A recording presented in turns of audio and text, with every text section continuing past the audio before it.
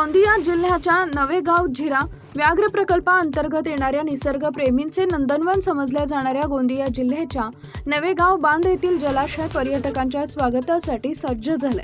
विदर्भाच्या पूर्व टोकावर वसलेल्या आणि चहूबाजूंनी डोंगर रांगांनी वेढलेल्या या 3000 एकर विस्तारित जलाशयात आज भव्य नौका विहाराचं उद्घाटन खासदार प्रफुल्ल पटेल यांच्या हस्ते शुभारंभ करण्यात आला। जम्मू काश्मीरच्या श्रीनगर येथील दल झीलमध्ये काश्मीरी शिक्रा बोटी वापरल्या जातात। त्याच पद्धतीच्या बोटी आणि इतर बोटी या जलाशयात उपलब्ध झाल्यानं पर्यटन प्रेमींमध्ये आनंद पाहायला मिळतोय। या जलाशयात पर्यटकांना आता पायडल बोट, बॅटरी बोट आणि अलिशान हाऊस बोटचा मनसोक्त आनंद घेता येणार आहे। पर्यटकांच्या सुरक्षेची पूर्ण काळजी घेत हे संकुल सज्ज झाले असून यामुळे स्थानिक पर्यटनाला मोठी गती मिळणार आहे। केवळ नौका विहारच नव्हे तर या परिसरातील राहण्याची आणि भोजनाची उत्तम सोय पर्यटकांच्या प्रवासाला अधिक सुखद बनवत आहे। या ठिकाणी आता पर्यटक मोठ्या प्रमाणात येणार असून पाटबंधारे विभाग गोंदिया, SK इन्फ्रा गोंदिया आणि ग्रीन पार्क नवेगाव बांधचे संचालक सुनील तरुणे यांच्या संकल्पनेतून या ठिकाणी जल पर्यटनाला सुरुवात झाली आहे। निश्चितच आज नवेगाव बांध या ठिकाणी नौकानहनचा या ठिकाणी लोकार्पण झालेला आहे। माननीय प्रफुल्लभाई पटेल साहेब यांच्या हस्ते झालेला आहे आणि निश्चितच मला वाटते नवेगाव बांधचं प्रचंड मोठं पोटेन्शियल या ठिकाणी आहे। अत्यंत सुंदर पद्धतीनं या ठिकाणी नौकानयन होणार आहे आणि या ठिकाणी पर्यावरण सदृश्य सगळ्या इलेक्ट्रिक बोटिंग्स वगैरे असतील, त्याच्यामुळे नक्कीच या भागाचा विकास होईल।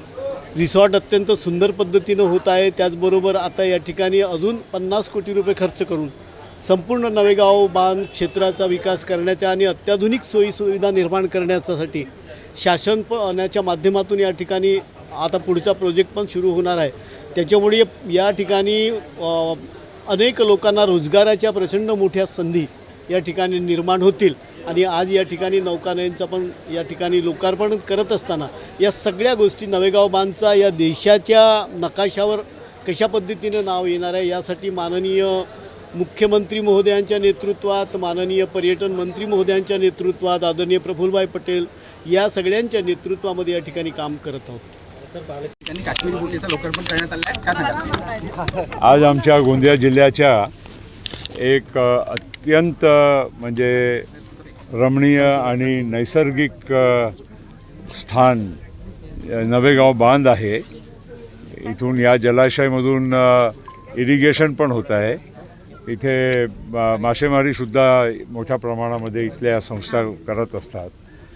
सोबत इथे वन आणि इत्यादी जे काही निसर्गाने चांगले स्थळ दिलेले आहे हे आजूबाजूला आहे आणि MTDC कडून सुंदरसा अत्याधुनिक रिसॉर्टसुद्धा बांधलेला गेलेला आहे आणि त्यामुळे पर्यटक नवेगाव बांधला पूर्वीपासूनच यायचे। इनफॅक्ट याचा पूर्वीचा म्हणजे जे ख्यातीचा नाव होता doctor Salim Ali bird sanctuary म्हणून, हे अख्खा भारतामध्ये जगामध्ये प्रसिद्ध आहे। आपल्याकडे सीजनल अनेक पक्षी परदेशातूनसुद्धा या परिसरामध्ये येत असतात, म्हणून याच्या पूर्वीचं नाव आहे doctor Salim Ali bird sanctuary. आणि आता नवेगाव नागझिराला जोडून NNTR हे मोठा एक परिसर तयार करण्यात आलेला आहे। या सगळ्या बाबतीमुळे आपल्याकडे पर्यटकांची गर्दी वाढली आहे। आपल्यालाही त्यांना आकर्षित करायचं आहे आणि आपले आमदार साहेब राजकुमारजी बडोले यांनी विशेष लक्ष इथे देऊन इथे हे MTDCच्या रिसॉर्ट अत्यंत सुंदर त्यांनी तयार करण्यामध्ये पूर्ण म्हणजे योगदान दिलेलं आहे आणि सोबत इथे बोटिंग इत्यादी, इथे झिप लाईन वगैरे अनेक म्हणजे पर्यटकांच्यासाठी चांगले इथे म्हणजे उपक्रम चालवत आहे।